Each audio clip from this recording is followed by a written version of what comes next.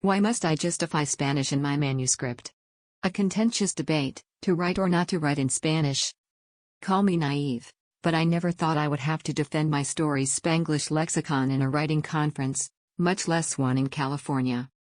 Nonetheless, there I was, doing just that on my last day of the writers' conference.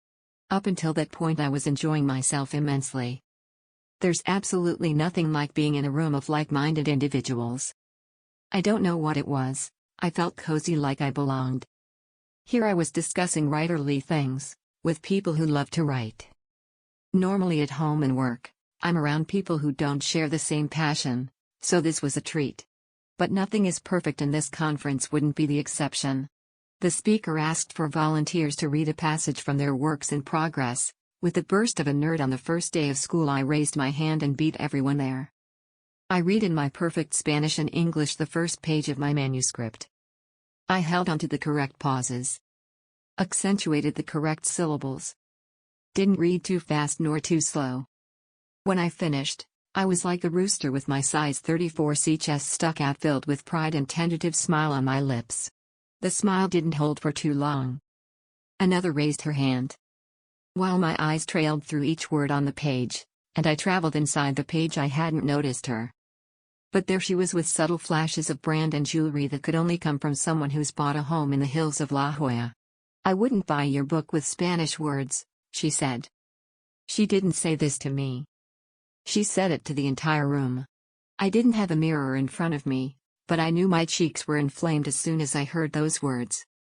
I don't know what it is about those fight or flight moments I sometimes have. I'm like a cheetah in the jungle, faced with a much larger predator. My vision often blurs and everything moves so slow, and I could hear even the quietest of farts. I looked around the room oh so slowly, hoping for someone to save me, or at the very least agree with me. But everything was oh so quiet, I could hear a silenced ringtone. Still, I scanned the room, but there was nothing. It was then I realized, in a room of like-minded individuals, I was the only brown one pushing a Spanglish lexicon in my book. I must have taken too long to talk, because the speaker seized the opportunity, and in his lumberjack drawl, advised me to rethink my choice since I may lose potential readers. Without thinking, because my brain was as mushy as my vision, I said, "Then you are not my target reader." From the corner of my eye, I counted 2 nods from 2 women. But it was too late. They had watched as I was bitten on the neck. It was then I realized this was my fight to sort out alone. I'm not changing it, I add. The feeling of joy and wonder, dissipated in the back of my eyes, burned from the angry tears, of an angry sob I usually reserve for the shower or my pillow. I don't cry in public, because very few people deserve the vulnerability of my tears. But these were not vulnerable tears, they were angry, no infuriating tears. Nonetheless, I held them back. They didn't deserve those, either. I would be lying if I told you I paid attention to the rest of the class. The speaker moved on to another volunteer. I sat there, bleeding from my neck and holding onto a pen I couldn't use to write. My hand was shaking so bad, whatever I wrote was unreadable. Only scribbles with anger-filled ink. That was the last class, on the last day.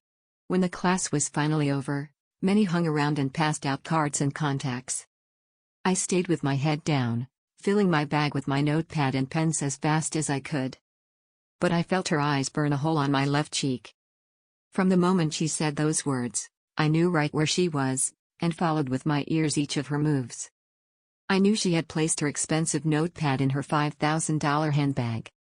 I knew she clicked her pen and slid it inside an inner pocket. I knew she sat back down with her hands on her lap, waiting for me to be done. So I took my time, because I needed to stretch my muscles before going back into the fight. While others shuffled around the room, and before I could place the last pen in my bag, she said, "I just wouldn't read it." I didn't know if this was an apology or if she was pushing the dagger deeper to hit the artery. "Ma'am, that's fine. You are not my target audience." I placed the bag over my shoulder and looked towards the door. "You know, I've lived in California my whole life, and I won't even learn it for my gardener. I'm not going to learn it now for a book. The thing with bias is that hardly ever we know we have them."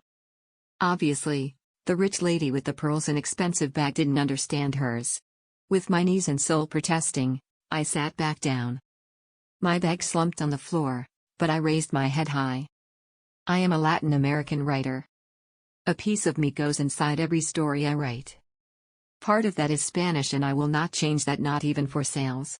You may not do so well in sales, she warned.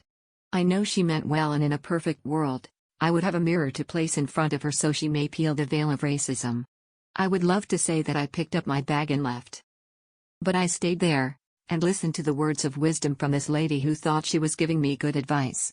The fact is that I received good advice like this before. From a doctor who told me not to speak Spanish to my child because he was lagging behind in his vocabulary. I discovered years later he could have learned both, and eventually his vocabulary would catch up. Now he's taking classes to learn the language. At work, from the co-workers who swear I'm talking about them and ask me to stop talking Spanish. I remind them, I can speak whatever I want and only business-related messages and briefings must be in English, and this was not. I lived in Europe where most people speak more than one language, and speaking one, the other, or both are not frowned upon. But here in the most freedom-happy country inside a writers' conference in California, I needed to justify using my birth language in my work of fiction. And they will go on with their biases and probably will never admit they are holding on veiled racism, or at the very least insecurity from not knowing it themselves. And they will live their lives pointing the finger at the other because it will never be their problem. When I got home, I put more Spanish words into the story. But then I shelved it. Not because of the Spanglish lexicon, but because I chose to enroll in a creative writers program to hone my craft and eventually put the best version of me into my work. But I still remember her words. They are still painful. What's so funny about verbal scars is that they don't heal like physical ones.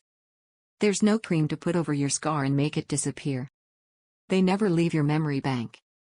They just sit there, taunting me to doubt and rethink my choices. Sometimes fighting is exhausting and being on the defensive depleting. Then I took a break. A very long break to hide and then to heal.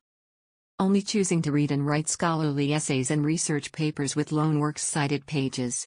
Once the break was over, I wrote again and wrote in Spanglish. On my third class towards my MFA in creative writing, I shared it with my classmates. Some advised to italicize the words because the conventional publishing standard says so. I itched to write a response, with angry words from the comfort of my home. But my husband said, "Not everything is a war zone. Let it go." And I let it go. When the professor replied back on my submission, she said, "And finally, speaking of italics, since this issue will probably come up, you'll want to make a decision about whether to put the Spanish language in italics in the text. It is often standard publishing practice to put non-English words in italics. However, many writers also feel that this is a stylistic as well as a cultural issue, and they choose not to put other languages in italics. Since dual identity, and inhabiting a bilingual universe, seems key here, you keep the text as it is and avoid italics when different languages are used. For me, is a cultural issue. Spanish is to me like the color of my eyes. It will always be a part of my life. Every world that I create has a piece of me, and that piece is Spanish without italics.